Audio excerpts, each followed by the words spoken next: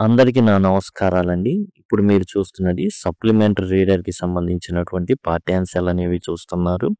ఆ తర్వాత ఇప్పుడు మీరు చూస్తున్నదొచ్చేసి ఏవైతే టెక్స్ట్ బుక్‌లో ఉన్నటువంటి పాఠ్యాంశాలు చూస్తున్నారు. ఇది ప్లే లిస్ట్ దానికి సంబంధించి. ఇదేమో గ్రామర్‌కి సంబంధించినటువంటి టోటల్ ప్లే లిస్ట్ అన్నమాట. ప్రతి పాఠ్యాంశపు గ్రామర్ టాపిక్ అన్నీ ఏదైతే పాఠం చివర ఉంటుందో గ్రామర్ టాపిక్స్ అయన్నీ కూడా మీకిక్కడ ఇవ్వబడ్డాయి. దయచేసి ఆ విషయాన్నైతే గమనించండి. ఇప్పుడు ఈ వీడియోలో మనం వచ్చేసి సునామీ యూనిట్ 2కి సంబంధించినటువంటి ఏదైతే ప్రశ్నలు ఉన్నాయో అవి మనం చూడబోతున్నాం.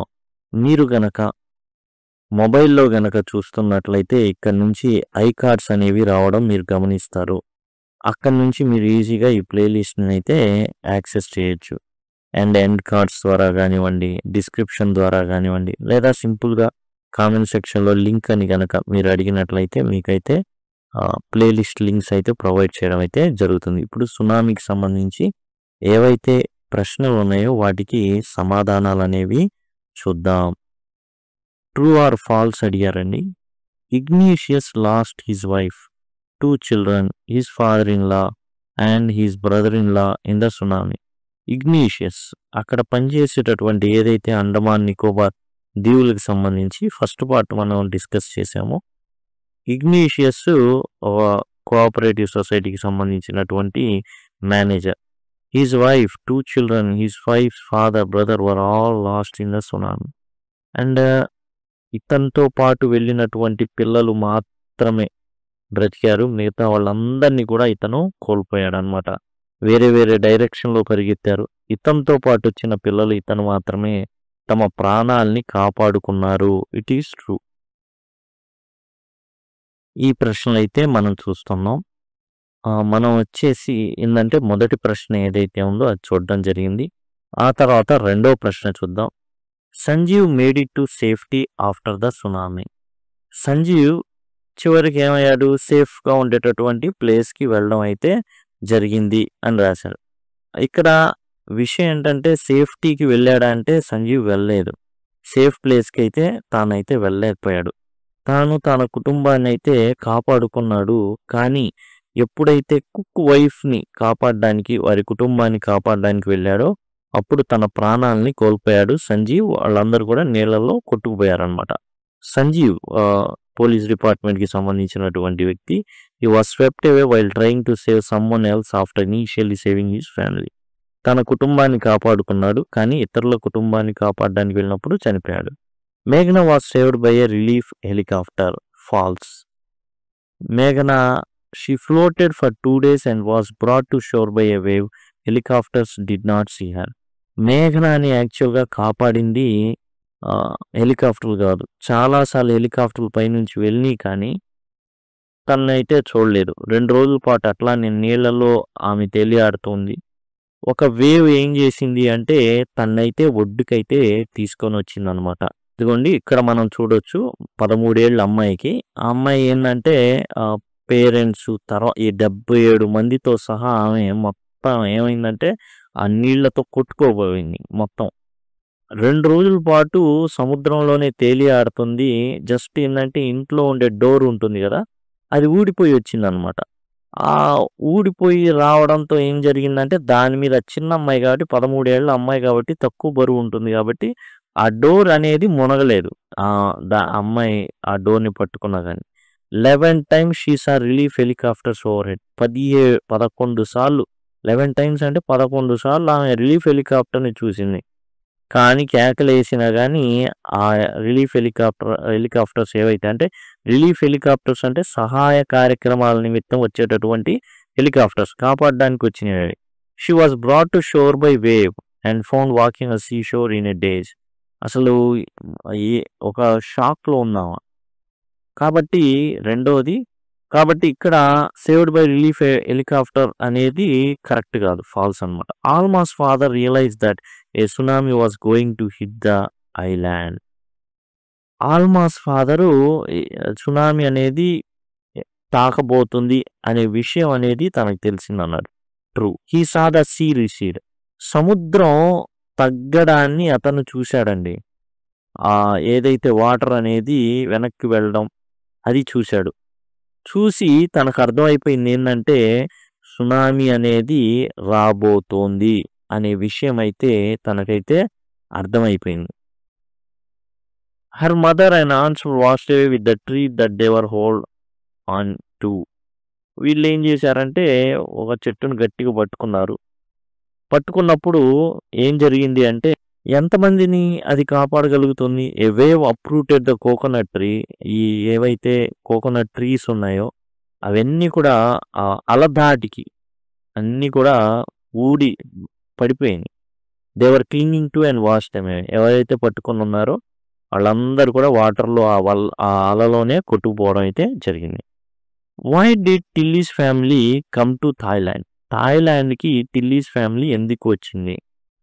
ఈ టిల్లీస్ ఫ్యామిలీ యాక్చువల్‌గా ఎక్కడోళ్ళు? బ్రిటన్ వాళ్ళు. బ్రిటన్‌లో ఉండాల్సిన వాళ్ళు మరి ఎందుకని ఇక్కడ థాయిలాండ్‌కి వచ్చారంటే, క్రిస్మస్ జరుపుకోవడానికి వాళ్ళైతే to celebrate Christmas at a beach resort. Beach రిసార్ట్‌లో వాళ్ళు క్రిస్మస్‌ని జరుపుకోవడానికైతే వాళ్ళైతే రావడం జరిగింది. What were warning signs that both Tilly and her mother saw? Tilly Smith వాళ్ళ అమ్మగారు వీళ్ళు చూసినటువంటి ప్రమాద ఘంటికలు లేదా ప్రమాద సూచికలు ఏంటి? The sea was swelling. And సముద్రం అనేది బాగా ఎక్కువగా ఉదుటుగా వస్తున్నట్టు అర్థమవుతుంది. అది పెరుగుతుంది అండ్ నురుగులు గడుతుంది. అండ్ దాని బబ్లింగ్ అంటే ఏంటంటే బుడగలు వచ్చేస్తున్నాయి అండ్ ఫార్మింగ్ వెల్పిల్స్. సుడిగుండాలు కనబడుతున్నాయి నీళ్ళలో. Do you think Tilly's mother was alarmed by them? Yes, because Tilly was frightened and hysterical. Tilly భయపడిపోయింది. చెబుతుందన్నమాట. ఇది మేము చూసాం, మేము చదివాం. ఇలా వచ్చినప్పుడు సునామీలు వస్తాయని చెప్పారు మా క్లాస్‌లో. మా జాగ్రఫీ టీచర్ అని అమ్మాయి చెప్పడం జరిగింది. Where had Tilly seen the sea behaving in the same strange fashion? Hawaii దీవుల్లో జరిగినటువంటి ఏదైతే సునామీ ఎలా ప్రవర్తించిందో ఇక్కడ కూడా టిల్లీ చూడడం జరిగింది. వేర్ హ్యాడ్ అంటే ఎక్కడ చూసింది టిల్లీ ఈ విధంగా సముద్రం బిహేవ్ చేయడం అంటే, ఈ హవాయి దీవుల్లో వచ్చినప్పుడు సునామీ ఏ విధంగా అయితే సముద్రం లక్షణాలు చూపించిందో అలాంటి లక్షణాలు ఇప్పుడు ఇక్కడ కూడా చూపిస్తుంది. Where did Smith family and others on the beach go to escape from the tsunami? వీళ్ళు మరి ఎక్కడున్నారు? సముద్రపు ఒడ్డున ఉన్నారు. తప్పించుకునేంత సమయం ఉందా అంటే లేదు. కానీ వాళ్ళు ఏం చేశారంటే, they went to the third floor of their hotel. Hotel యొక్క 3వ అంతస్తుకి వెళ్ళిపోవడం అయితే జరిగింది. అట్లా వాళ్ళు ప్రాణాలని కాపాడుకున్నారు. వాళ్ళ కళ్ళ ముందే ఎంతోమంది ప్రాణాలైతే పోయినాయి. How do you think her geography teacher felt when he heard about the Tilly had done in Phuket? ఎప్పుడైతే జాగ్రఫీ టీచర్ ఈ టిల్లీ చెప్పినటువంటి ఏవైతే సాహసోపేతమైనటువంటి చర్య అంటే చాలామంది ప్రాణాలు కాపాడింది, అప్పుడు ఆ టీచర్ ఎలా రెస్పాండ్ అయ్యి ఉంటాడు? Proud and impressed that Tilly remembered the lesson and use it to save lives. తాను ఎంతైతే కష్టపడ్డాడో దానికి ప్రతిఫలం టిల్లీ చేసిన చర్యలో చూసి అంటే పనిలో చూసి చాలా చాలా ఆనందించుట, గర్వపడి ఉంటాడు. నేను కష్టపడ్డందుకు కొంచెం జాగ్రత్తలు చూపించానని. కాబట్టి తన ప్రాణాలని కాపాడుకోవడమే కాకుండా ఎంతోమంది ప్రాణాలని టిల్లీ కాపాడింది అని గర్వపడి ఉంటాడు. తర్వాత comprehension check. In the tsunami 1,50,000 people died.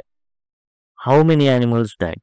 1,50,000 మంది జనాలు చచ్చిపోయారండి. ఎంతమంది ఎన్ని జంతువులు చనిపోయింది అని అడగడం జరిగింది.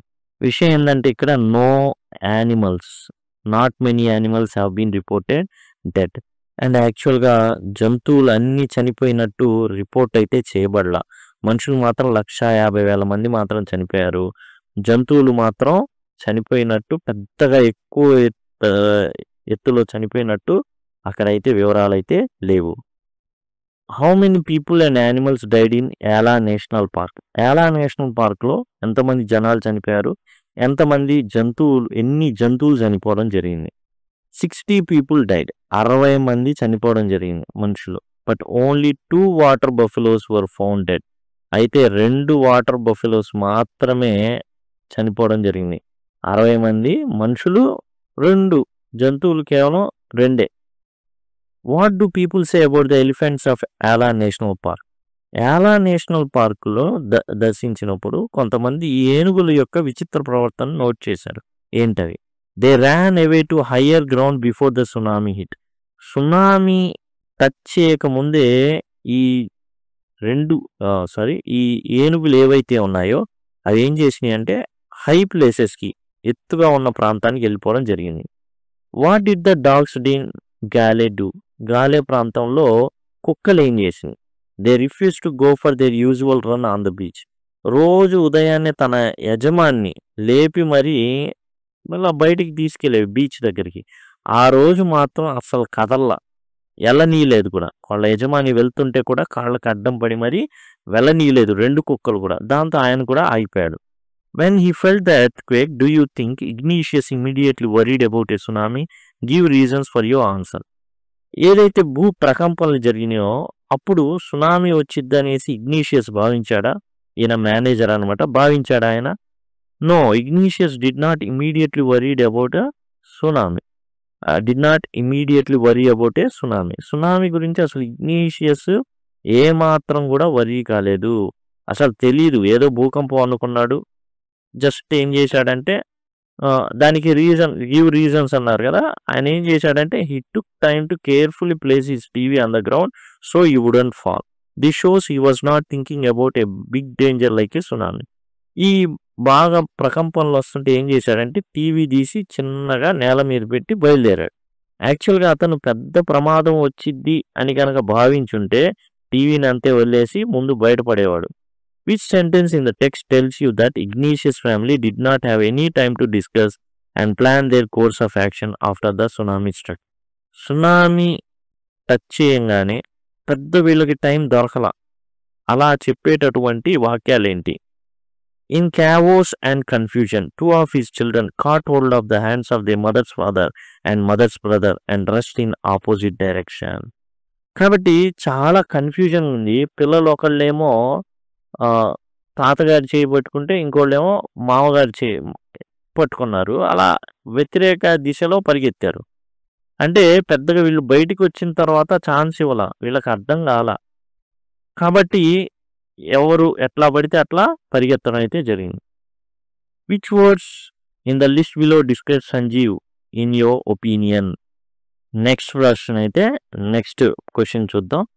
Which words in the list below describe Sanjeev in your opinion? సంజీవ్కి సంబంధించి ఈ క్రింది పదాలు ఏవైతే ఉన్నాయో, చీర్ఫుల్ కానివ్వండి, అంబిషియస్ కానీ, బ్రాష్, సెల్ఫ్లెస్, హార్ట్లెస్, హ్యూమరస్, ఏవి ఫిట్ అవుతాయి? కింద కొన్ని ప్రశ్నలు అడిగారు, వాటికి ఏవి ఫిట్ అవుతాయి? చీర్ఫుల్ అంటే సంతోషంగా ఉండడం, అంబిషియస్ అంటే ఏదో సాధించాలనే తపనతో ఉండడం, బ్రాష్ అంటే గర్విష్టి, సెల్ఫ్లెస్ అంటే నిస్వార్థం కలిగినవాడు, హార్ట్లెస్ అంటే హృదయం లేనివాడు, హ్యూమరస్ అంటే చక్కగా నవ్వించేవాడని. I don't know if Sanjeev was cheerful, ఆనందంగా ఉండేవాడో తెలియదు, మనకు తెలియదు. అంబిషియస్, ఏదో సాధించాలి అనుకునేవాడో తెలియదు. హ్యూమరస్ అంటే నవ్వించేవాడు, మనకు తెలియదు ఇవన్నీ కూడా. I think that he was very Brave, కానీ ధైర్యవంతుడు అతను, సాహసవంతుడు. సెల్ఫ్లెస్, నిస్వార్థపరుడు. కేరింగ్, జాగ్రత్తగా చూసుకునేటటువంటి వ్యక్తిత్వం కలిగినవాడు. సంజీవ్ వాజ్ నాట్ హార్ట్లెస్, అతనేమి హృదయం లేనివాడు కాదు, గర్విష్టి కాదు, స్వార్థపరుడు కాదు. ఇవి వాటికి సంబంధించినటువంటి కరెక్ట్ ఆప్షన్స్ అయితే అవుతాయి. నెక్స్ట్ మనం చూసినట్లయితే హౌ ఆర్ మేఘనా అండ్ అల్మా స్టోరీస్ సిమిలర్? మేఘనా కానివ్వండి, అల్మా యొక్క కథలు ఒకేలాగా ఎలా ఉన్నాయి? బోత్ మేఘనా అండ్ అల్మాస్ వర్ యంగ్ గర్ల్స్, వీళ్ళకి 10-13 ఏళ్ళు అంతే. Who were swept away by the tsunami, tsunami దాటికి వీళ్ళు సముద్రంలో కొట్టబడ్డారు. వీళ్ళు దే బోత్ సర్వైవ్డ్ అలోన్, వీళ్ళు బ్రతికి బట్టగట్టారు. Even though they lost their families, పూర్తిగా వాళ్ళ కుటుంబాలన్నిటినీ కోల్పోయినప్పటికీ కూడా వాళ్ళు బ్రతికారు.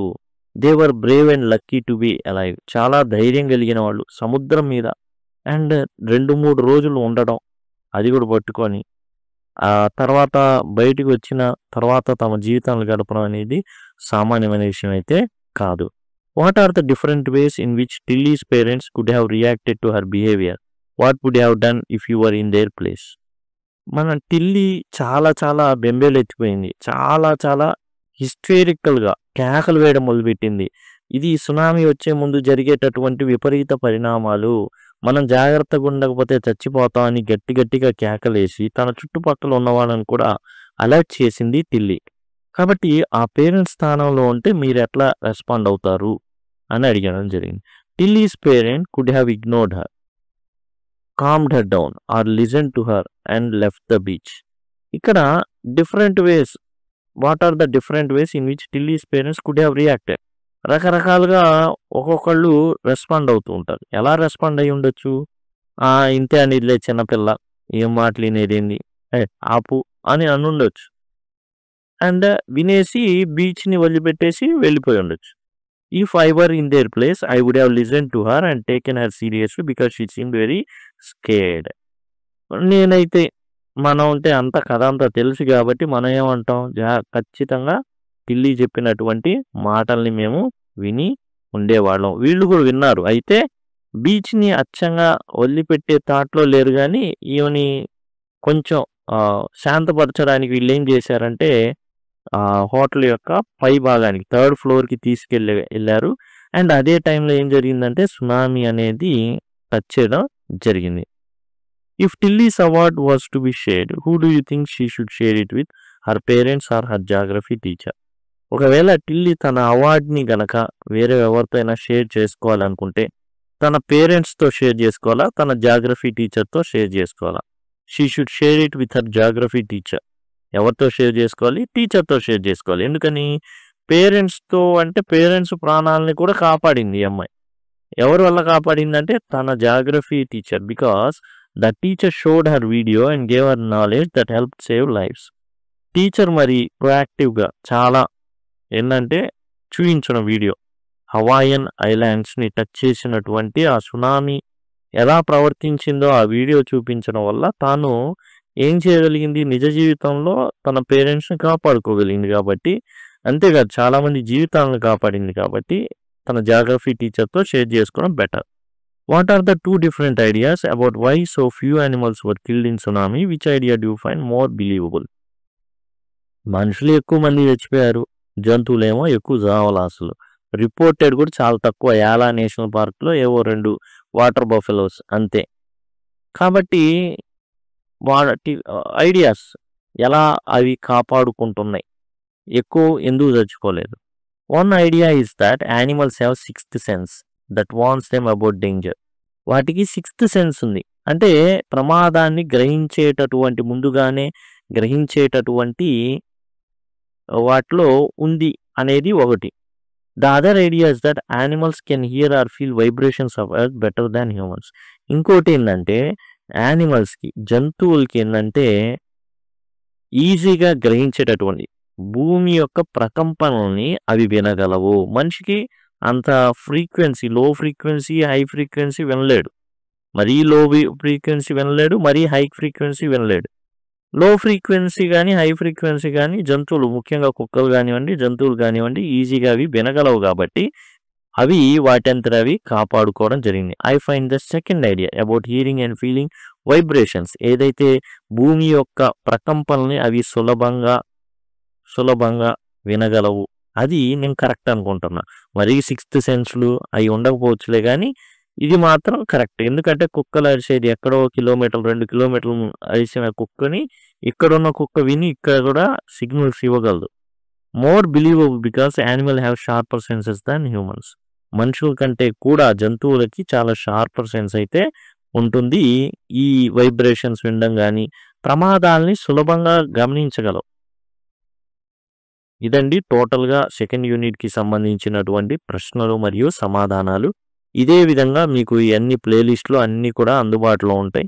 గ్రామర్ కానివ్వండి, and textual question and answers, and line to line explanation కానివ్వండి, సప్లిమెంటరీ రీడర్ కానివ్వండి, ప్రతిదీ మీకుంటే సింపుల్గా మీరు లింక్ అని కనుక కామెంట్ సెక్షన్లో అడిగినట్లయితే నేను మీకు ఈ ప్లేలిస్ట్ లింక్స్ అనేవి ప్రొవైడ్ చేయడం జరుగుతుంది.